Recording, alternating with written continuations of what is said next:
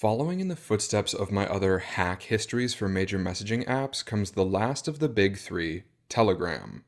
It falls most in line with Signal's number of vulnerabilities and quick action to fix bugs, which makes sense given its pursuit of Goldilocks status as part mass market messenger, part security forward application, trying to beat both WhatsApp and Signal at their own games. In total, I was only able to find 9 entries for Telegram, all of which will be included here. Links to sources are in the description. Similar to the last video on Signal, because Telegram is pretty solid when it comes to security, I'm far more inclusive than I was with WhatsApp's video. I couldn't even fit all the major vulnerabilities in that one, but for Signal and Telegram, I have room to mention slight oversights. With that, please don't get lost in the number of bullet points, but rather keep the whole picture in mind.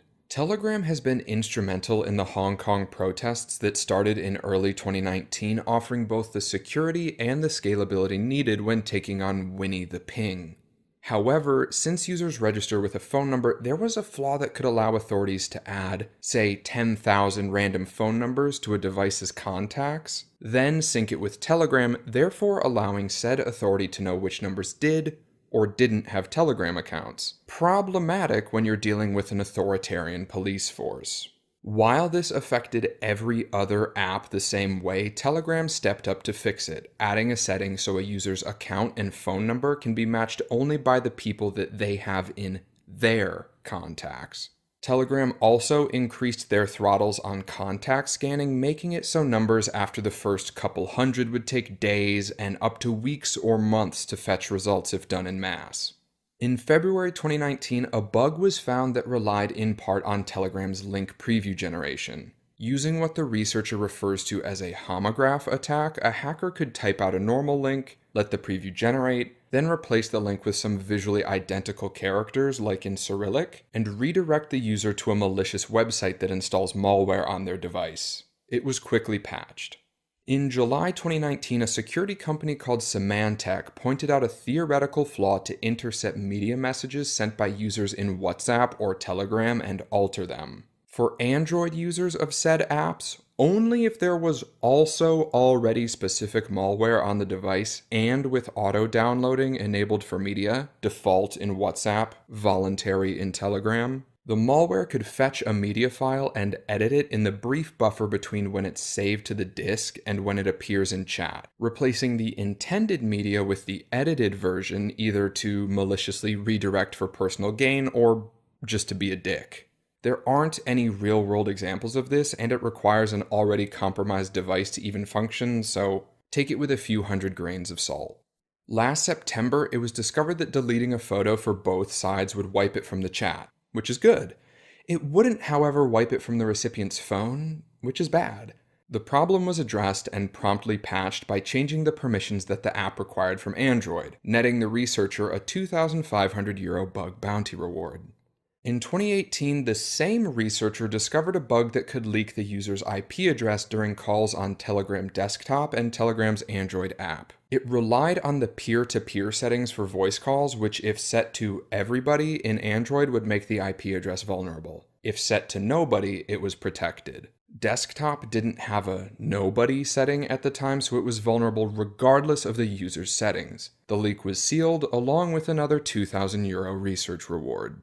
And a creative one from February 2018. Some languages read right to left. And when you combine both right to left and left to right languages in one text field, it's up to the program you're using to display them in their most logically legible fashion. This could be used to disguise a malicious file, with, say, a JavaScript extension to appear as a far more innocent PNG. In the case of the researchers, this became this, exploiting the way Telegram processed Unicode and RLO characters. Why anybody would download a random image from someone they don't trust and run it, ignoring the warnings that Windows gives for JavaScript files, is another question, but at this point I've realized that no amount of common sense is ever guaranteed. One of the more well-known flaws is an exploit in 2017 that was discovered in both WhatsApp and Telegram. When a user opened a photo or video, it would redirect them to a malicious web page that would give the hacker control of the account. Except that's only how it worked on WhatsApp. Telegram's case was far more complicated as it only worked with videos and required the user to first open the video on Telegram web, only from within Chrome, and then for some reason right-click the video and also open it in a new tab? Computers. How do they work? But the flaw was there, and Telegram reported it fixed. In 2015, two researchers criticized the initial version of MT-Proto, Telegram's encryption protocol, for not achieving indistinguishability under chosen ciphertext attacks. I don't 100% understand it either. I just barely got by in a BA program without dropping out, but the long and the short of it is that it had a rather serious vulnerability there. However, MT-Proto 2.0, their update, fully satisfies the necessary conditions and has been verified by researchers as IND-CCA secure. In 2013 and 2014, Telegram put up 2 high-reward contests for users who could crack their encryption and decipher one of their secret chats, in total offering over $500,000. In almost every case, these contests are little more than a hollow publicity stunt to say, look, nobody could do it. But not here. A user found a theoretical man-in-the-middle vulnerability that could alter the visual key representations, which are displayed in-app for participants to confirm they have a secure encrypted connection, to make someone think they had a matching secure key even though they didn't. He got a huge $100,000 payout from Telegram kickstarting their bug bounty program. No one has shown a way to actually break Telegram's encryption yet, but you can be damn sure whoever could would be taking home one hell of a non-theoretical check. And there you have it.